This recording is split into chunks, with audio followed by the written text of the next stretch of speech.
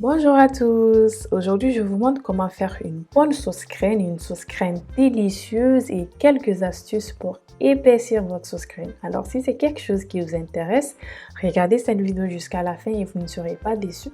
Bienvenue sur ma chaîne, j'espère que vous allez bien. Pour commencer, on va faire pré-cuire notre pot de viande pour 10 minutes. Alors, comme assaisonnement, j'utilise de l'ail, de l'oignon, du gingembre et des graines d'anis que je vais mixer. Alors, comme viande, j'utilise la viande de bœuf, ses tripes et la peau de bœuf qu'on vient de pré-cuire. Donc, on va ajouter l'assaisonnement.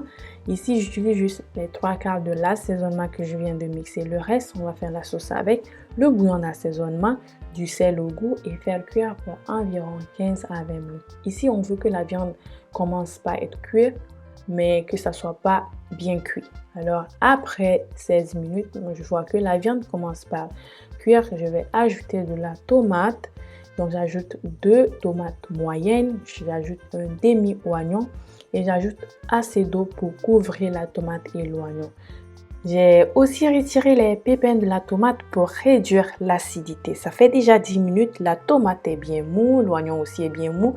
On va le mixer et le remettre dans la viande. Alors, il y en a d'autres qui vont se demander pourquoi je le fais ainsi. C'est pour vraiment avoir une texture lisse après l'avoir mixé. Vous pouvez voir que la texture, c'est vraiment lisse et c'est ce qu'on veut pour notre sauce crème.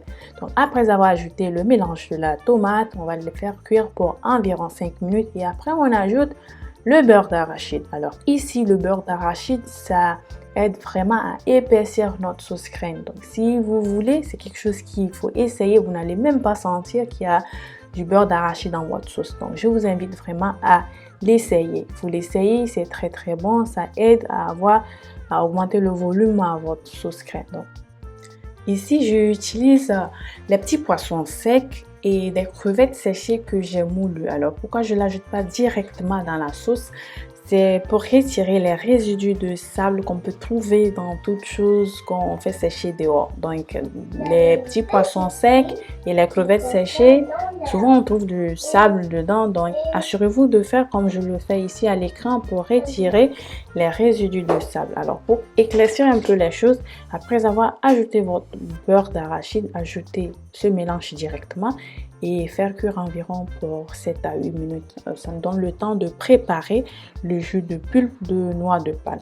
Alors ça, c'est ce que j'utilise. J'utilise la pâte de noix de palme que je vais réduire en jus. Et comment je le fais? J'ajoute de l'eau chaude. J'ajoute suffisamment de l'eau chaude pour le réduire en jus de pulpe. Et je vais vous dire, vous allez voir après pourquoi je le fais ainsi. Alors, après avoir fait ce mélange, on va l'ajouter à notre sauce. Et après, vous allez voir des résidus de noix qui restent. Je vais vous montrer ça tout de suite là. Les résidus de noix de palme qui restent après. Donc, c'est important. Je vous dis ça parce que souvent, je vois les gens ajouter directement ça dans leur sauce. C'est pas vraiment bien. Vous voyez les résidus de noix? Donc, c'est pas vraiment quelque chose qu'on veut dans notre sauce. J'ajoute maintenant l'assaisonnement qu'on avait réservé auparavant. Alors, c'est le bon moment de l'ajouter juste après avoir ajouté le jus de pulpe de noix de palme. Et ce que je vais aussi ajouter maintenant, c'est du sel. Donc, je viens de vérifier, il manque un peu de sel, alors je vais l'ajouter maintenant. Et aussi, ce que je vais ajouter, c'est le poisson. Donc, j'ai fait frire le poisson. Si vous avez du poisson fumé, c'est parfait. Ajoutez-le maintenant. Et aussi, si vous avez remarqué, je n'ai pas encore ajouté du piment dans cette sauce. Alors, je vais ajouter du piment aussi. J'utilise le piment vert. Donc, je vais l'ajouter maintenant. Ce que je fais, c'est piquer le clou de girofle. Oui, j'utilise juste 2 clous de girofle. Je vais le piquer dans le piment juste pour ne pas les perdre après. Donc, si vous n'avez pas encore utilisé du clou de girofle dans votre sauce, c'est quelque chose à essayer.